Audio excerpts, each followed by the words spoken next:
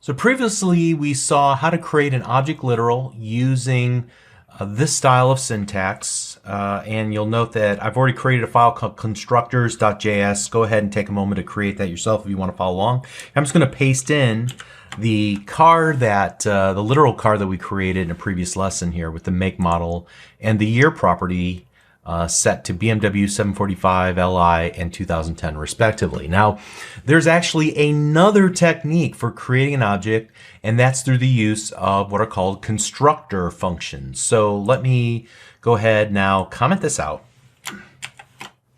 and then let me go and create a new function, and I'm going to name it car, and it'll have some input parameters, one for each of the properties that I want to initialize upon the creation of the object that gets returned from this function. So make, model, and year. And then we're simply going to say, hey, the object that gets returned, set its make property to the make input parameter that was passed in as the first input parameter. And you're going to add a model property to that object, and you're going to set it equal to the model parameter that was passed in. And then you probably guessed what this next line of code will do. Same thing with year, right?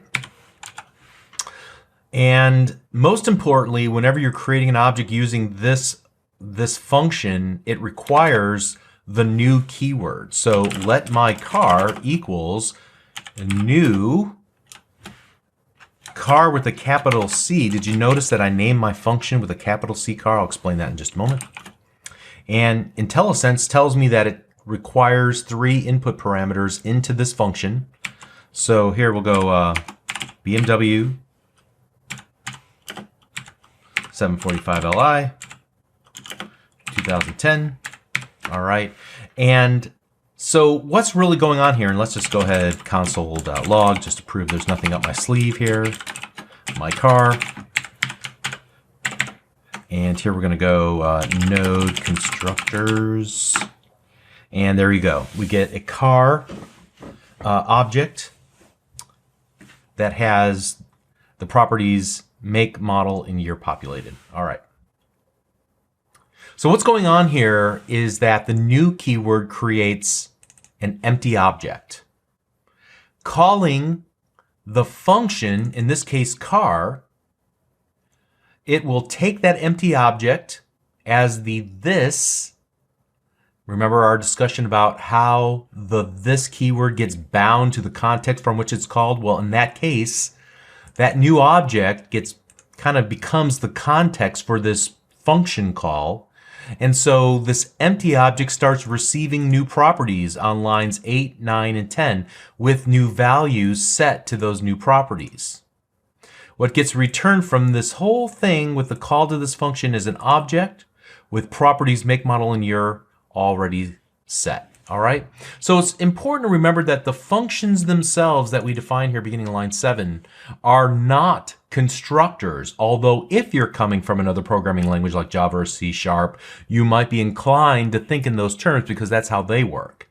But rather in JavaScript, it's the new keyword in front of any normal function, any function, that makes it a constructor call. All right. It creates a new empty object, and it will pass it as the this to that function call that you make.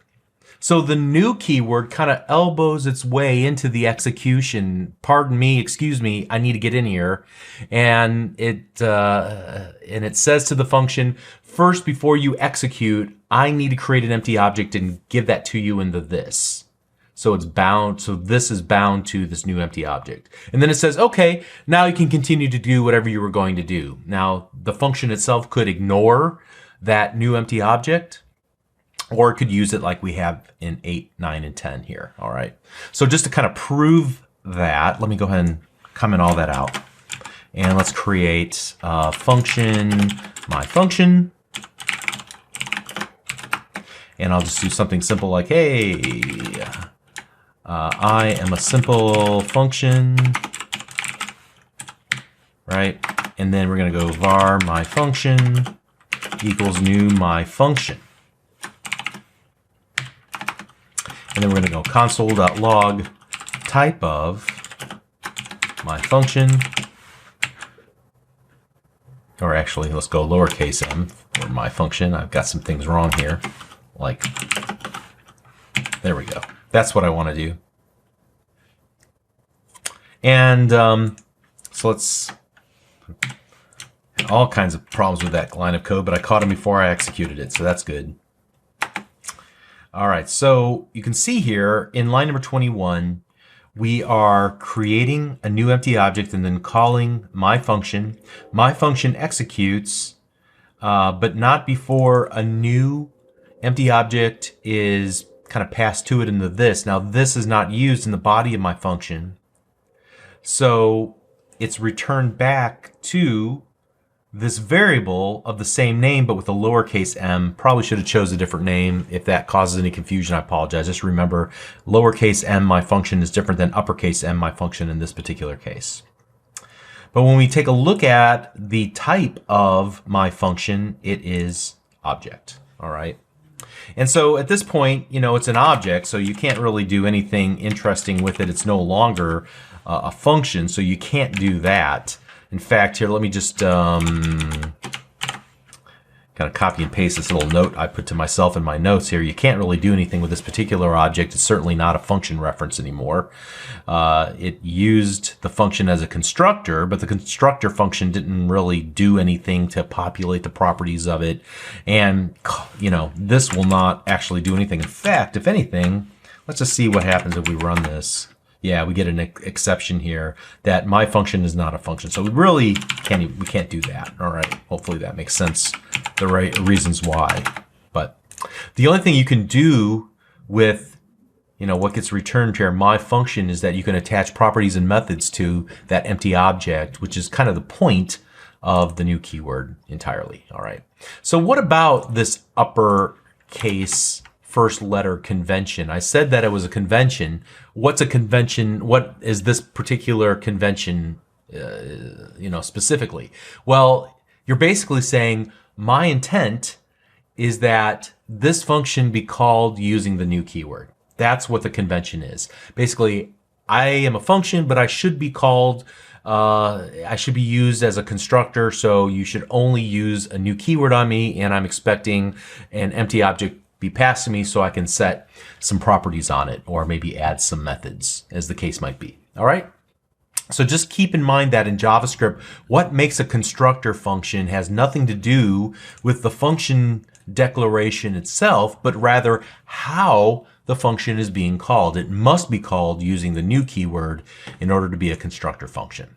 So in the previous lesson, we learned about the built-in native constructor functions that return objects with properties and methods to wrap around the primitive types and give them essentially superpowers, giving them new properties and methods that will operate on the primitive value.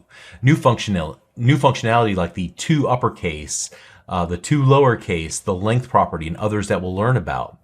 But that's why they're defined as uppercase S in string, uppercase N in number, uppercase B in Boolean, and so on. That's why you can explicitly create one of those built-in natives if you use the new keyword like we demonstrated in that previous video. So hopefully that all makes sense. If nothing else, I hope you're learning how JavaScript is all about functions, first of all, and secondly, how you call a function really changes the meaning of the function and what it's intended to be used for. It changes, even in some cases, the functionality that's defined inside of the function, like in the case of this, or perhaps changes the purpose of the function like we saw here with the new keyword and calling into the function. All right, so doing great. Let's continue on. See you in the next video. Thanks.